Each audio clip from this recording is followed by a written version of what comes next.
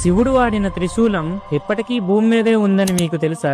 జమ్మూ నుండి 120 కిలోమీటర్ల దూరంలో శుద్ధ మహాదేవ అనే ఆలయం ఉంది. ఆ ఆలయ పురాణాల ప్రకారం అక్కడ ఉండే శివలింగాన్ని స్వయంగా పార్వతీదేవి ప్రతిరోజు పూజించేది. అంతేకాదు సుధాంతుడు అనే రాక్షసుడు కూడా అదే శివలింగాన్ని తరచూ వచ్చి పూజించేవాడు. ఒక రోజు పార్వతీదేవి పూజ మధ్యలో ఉన్నప్పుడు అక్కడికి సుధాంతుడు వస్తాడు. స్వయంగా పార్వతీదేవినే చూసేసరికి మాట్లాడదామని చెప్పి దగ్గరకు వెళ్తాడు. పూజలో ఉన్న పార్వతీదేవి కళ్ళు తెరవగా వికృత రూపంలో ఉన్న సుధాతురుని చూసి ఉలిక్కిపడి ఒక్కసారిగా గట్టిగా అరుస్తుంది. పార్వతీమాత అరుపులు విన్న శివుడు ఏదో సమస్య వచ్చింది అనుకుని తన త్రిశూలాన్ని మెరుపు వేగంతో అటువైపు విసురుతాడు. కాని అక్కడ ఉన్నది తన భక్తుడే అని గమనించిన పరమేశ్వరుడు తన త్రిశూలాన్ని వెనక్కి తీసుకోవడానికి ప్రయత్నిస్తాడు. ఇంతలో సుధాతురుడు శివుని చేతిలో చనిపోతే మోక్షం కలుగుతుంది అని త్రిశూలాన్ని వెనక్కి తీసుకోవద్దు అని వేడుకుంటాడు. తన భక్తుడైన సుధాతురుడిని తన చేతులతోనే చంపుకున్నానన్న బాధతో